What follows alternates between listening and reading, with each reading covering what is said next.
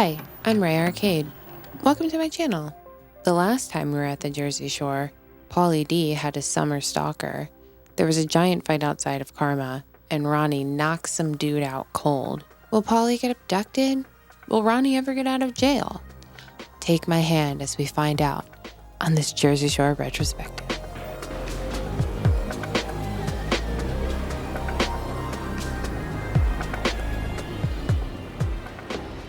Today we are covering Season 1, Episode 9 called That's the Way the Shore Goes, and it premiered on January 21st, 2010. This is the season finale of Season 1, but I do plan on continuing on with the series, just straight on through to the gang going down to Miami.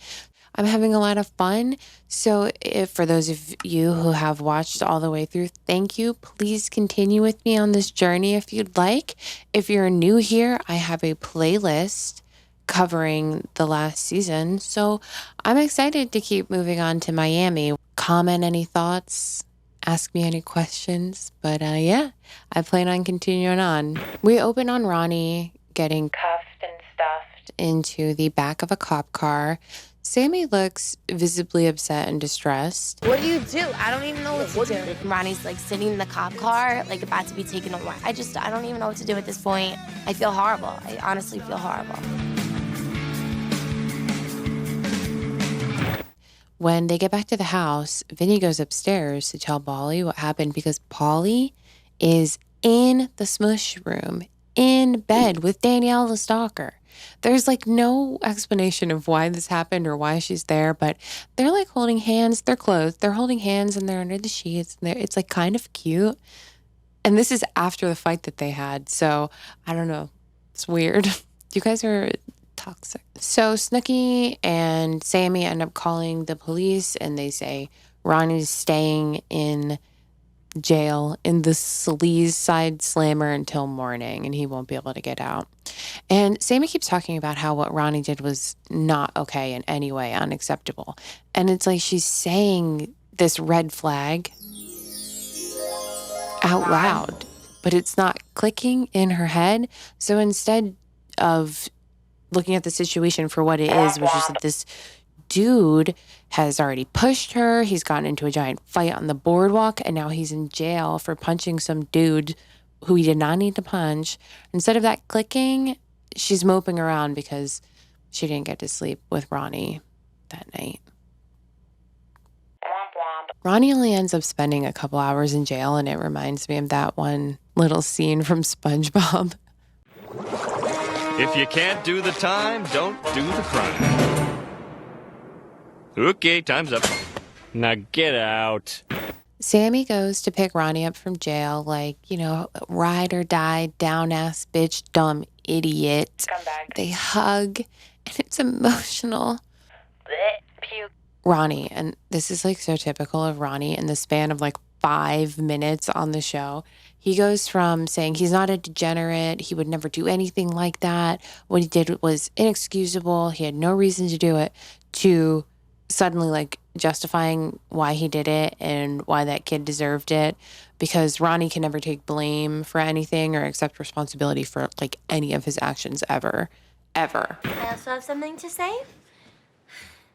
I have done nothing wrong ever in my life. Sammi and Ronnie go up to bed and they're cuddling and she's emotional. She's like, don't ever do that to me again. But I think she likes that he's a loose cannon. He's a volatile asshole, and I think something about that appeals to Sammi, where she's like, but he's vulnerable and special. Like, he treats me special. He's different with me, my big, tough, volatile, scary man, but I'm the chink in his armor. Like, come on, Sam. Come back. So Snooki calls that wet mop, Keith, to try to get a date with him because it's like the last weekend in Seaside. And she can't get a hold of him, but she keeps calling him. She finally calls him back, and he picks up, and he basically bails on their date. I don't think Keith was ever into Snooki. I think he was just playing it up for the cameras. I also don't think Snooki was ever really into Keith. She just seemed like she wanted some guy attention. What girl doesn't like a little guy attention? But it's probably for the best that he bailed. They did not have any chemistry at all. But Snooki's sad.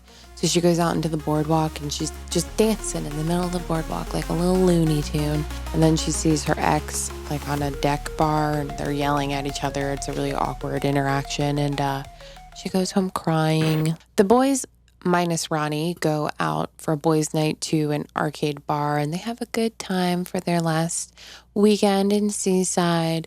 And Sam and Ron go out to a romantic dinner and they discuss their future after the shore. Spoiler alert, things don't go well. The boys come back from their boys' night out.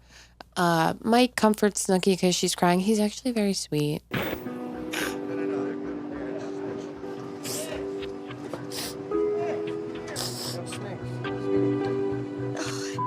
This place, I cannot wait to leave, honestly. Babe, you have a day left. It's okay. It's not the end of the world. Listen, if a guy doesn't like you, same if a girl doesn't like me, it's called you. And there's so many people out there in the world that's gonna like you for you. Okay? You wanna hang out with us?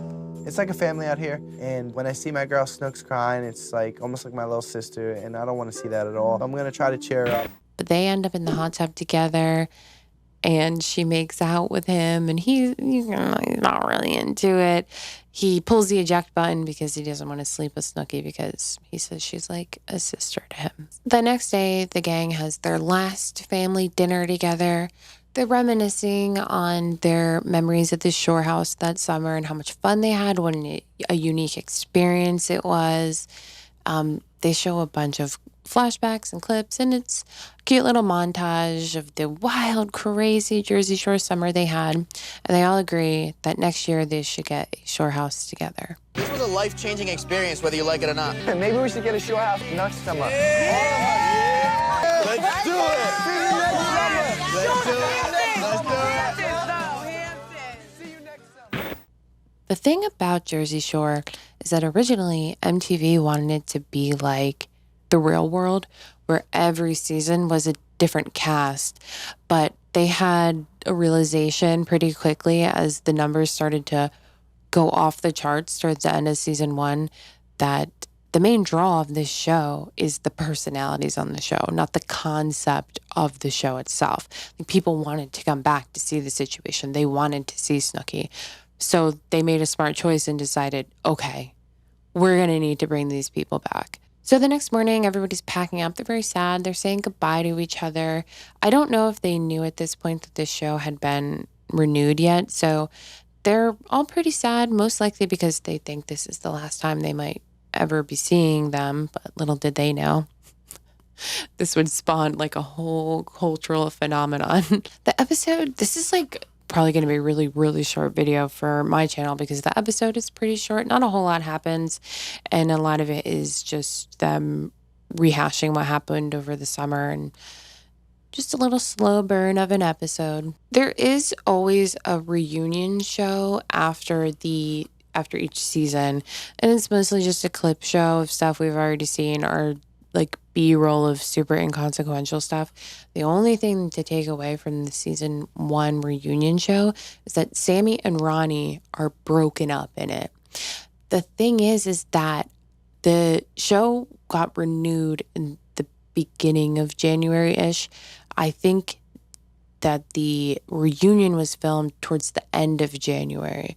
So they got the news that they're going back to the shore, well, to Miami, but they got the news that they're going back in the same house together, and then they record this reunion, and it's very clear that there is some unfinished business between Ronnie and Sammi that leads into some stuff off camera in between Jersey and Miami, and a lot of drama happens leading up to Miami between Ronnie and Sammi. So I think that's important to know as we go into season 2. So yeah, that's it.